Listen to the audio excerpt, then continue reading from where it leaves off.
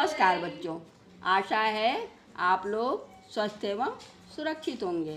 बच्चों, आज आप लोगों का स्वागत है।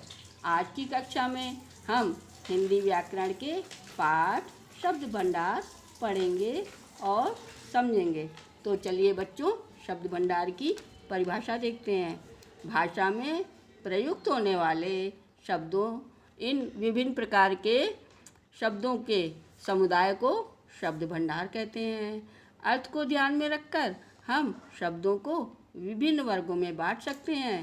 पर्यायवाची शब्द, विलोम शब्द, अनेक शब्दों के लिए एक शब्द इत्यादि। तो चलिए बच्चों, सबसे पहले पर्यायवाची शब्द देखते हैं। इन चित्रों और उदाहरण के माध्यम से पर्यायवाची शब्द समझेंगे। पहले चित्र में बच्चों अध्यापक कक्षा में पढ़ा रहे हैं। दूसरे चित्र में गुरुजी को प्रणाम किया जा रहा है और तीसरे चित्र में शिक्षकों का सम्मान किया जा रहा है। तो बच्चों, अध्यापक, गुरुजी और शिक्षक ये सभी समान अर्थ प्रकट कर रहे हैं। समान अर्थ को प्रकट करने वाले शब्द को पर्यायवाची शब्द कहते हैं। अब पर्यायवाची शब्द की परिभाषा देखते हैं। पर्याय का अर्थ है समान तथा वाची का अर्थ है बोले जाने वाले, अर्थात जिन शब्दों का अर्थ एक जैसा होता है उन्हें पर्यायवाची शब्द कहते हैं। तो चलिए बच्चों, इसके कुछ अन्य शब्द भी देखते हैं। जैसे पहला शब्द है अग्नि, तो इसके अनेक दूसरे शब्द होंगे आग, अनल, पावक। ये अलग अलग शब्द हैं और ये एक समान अर्थ प्रकट कर रहे हैं। अग्नि का दूसरा शब्द है आँख, इसके पर्यायवाची शब्द हैं दृग, चक्षु, नयन, नेत्र, लोचन। ये सभी अलग अलग शब्द एक समान अर्थ प्रकट कर रहे हैं। किसका? आँख का। तीसरा है आकाश। आकाश का पर्यायवाची शब्द है अंबर, गगन, नभ, व्योम, अंतरिक्ष। अगला है ईश्वर। इसका पर्यायवाची शब्द भगवान, प्रभु, देव, स्वामी। इसका अगला है कमल। इसके पर्यायवाची शब्द हैं पंकज, पद्म, जलज, राजीव। अगला है किनारा। इसके पर्यायवाची शब्द हैं कूल, तट, कगार। तो बच्चों, ये सभी अनेक अलग अलग शब्द हैं और ये सभी अब एक एक शब्द का अर्थ एक ही समान अर्थ प्रकट कर रहे हैं। तो ये पर्यायवाची शब्द हुए। अब चलिए अगला देखते हैं विलोम शब्द। विलोम शब्द के लिए पहले हम चित्रों को समझते हैं। पहला चित्र है, पहले चित्र में बच्चों सूर्य का उदय होना दिखलाया जा रहा है। जब सूर्य निकलता है तो बच्चों सूर्य का उदय होना कहलाया जाता है। और दूसरा चित्र है सूर्य के अस्त होने का। जब सूर्य छिपता है तो उसको अस्त होना कहते हैं। तो ये दोनों चित्र एक दूसरे का विपरीत अर्थ प्रकट कर रहे हैं। पहले में सूर्य निकल रहा है और दूसरे में सूर्य छिप रहा है। तो इस प्रकार उदय होना सूर्य का निकलना है और अस्त होना सूर्य का छिपना।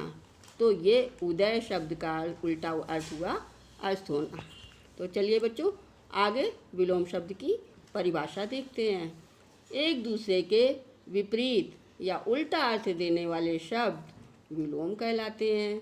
सरल शब्दों में जो शब्द किसी दूसरे शब्द का उल्टा अर्थ बताते हैं उन्हें विलोम शब्द या विपरीतार्थक शब्द कहते हैं। इन शब्दों के द्वारा विलोम शब्द समझते हैं। पहला शब्द है उदय। इसका विलोम शब्द होगा अस्त। दूसरा है खुशबू। खुशबू का विलोम शब्द है बदबू। तीसरा है शिक्षित। शिक्षित का विलोम शब्द होगा अशिक्षित। इस प्रकार उल्टा अर्थ प्रकट कर रहे हैं ये शब्द। चलिए बच्चों, आगे देखते हैं कुछ अन्य उदाहरण। पहला शब्द है न्याय। न्याय का विलोम शब्द अन्याय। धर्म का अधर्म। सुरक्षा का असुरक्षा। संतोष का असंतोष। परिचित का अपरिचित। शिक्षित का अशिक्षित। आहार का अनाहार या निराहार। एक का अनेक। एकता का अनेकता। अब आइए बच्चों, आगे देखते हैं अनेक शब्द। अनेक शब्दों के लिए एक शब्द। इसमें पहले आपको दिखाया जाएगा कि जहाँ पर अनेक शब्द बोले जाते हैं उनकी जगह पर एक शब्द का प्रयोग किया जाता है। पहले चित्र में अपराध करने वाला, ये अनेक शब्द हैं। अब इनको एक शब्द में अगर हम समझेंगे तो इनको कहा जाएगा अपराधी। अगला है शास्त्र का ज्ञाता। ये अनेक शब्द हुए बच्चों, तो इनको अगर हम एक शब्द में बोलेंगे तो क्या बोलेंगे? पंडित। अब अगला देखें, शाक सब्जी खाने वाला। ये भी अनेक शब्द हैं। अब इनको अगर हम एक शब्द में बोलेंगे तो शाकाहारी कहा जाएगा। अब अगला है भगवान में विश्वास रखने वाला। ये अनेक शब्द हैं। इनको एक शब्द में अगर हम कहें तो कहा जाएगा आस्तिक। चलिए आगे देखते हैं। इन अनेक शब्दों के लिए एक शब्द की परिभाषा। भाषा को सुमधुर एवं प्रभावशाली बनाने के लिए हमें अनेक शब्दों के स्थान पर एक शब्द का प्रयोग करना पड़ता है। ये एक शब्द भाषा को समग्र रूप से संक्षिप्त बनाते हैं। इसी को अनेक शब्दों के लिए एक शब्द कहते हैं। जैसे जिसका भाग्य अच्छा हो, भाग्यशाली। तो यहाँ पर जिसका भाग्य अच्छा हो, ये क्या है? अनेक शब्द, और इनका एक शब्द है भाग्यशाली। अब आइए अनेक शब्दों के कुछ अन्य उदाहरण देखते हैं। ईश्वर में आस्था रखने वाला, आस्तिक। अच्छा चरित्र वाला, सचरित्र। आज्ञा का पालन करने वाला, आज्ञाकारी। कठिनाई से प्राप्त होने वाला, दुर्लभ। केवल फल खाकर रहने वाला, फलाहारी। किसी श्रेष्ठ का मान या स्वागत करना, अभिनंदन। देखा बच्चों किस प्रकार शब्द भंडार में अनेक समुदायों के शब्द अलग अलग तरीके से आते हैं और उन सब की डेफिनेशन अर्थात परिभाषाएं अलग अलग होती हैं। आशा है आप लोगों को यह मॉड्यूल पसंद आया होगा। आप लोगों को इस मॉड्यूल से संबंधित वर्कशीट नंबर 4 दे दी गई है। उसकी सहायता से आप लोग अभ्यास कार्य करिएगा। घर पर रहें, अपना ध्यान रखिए।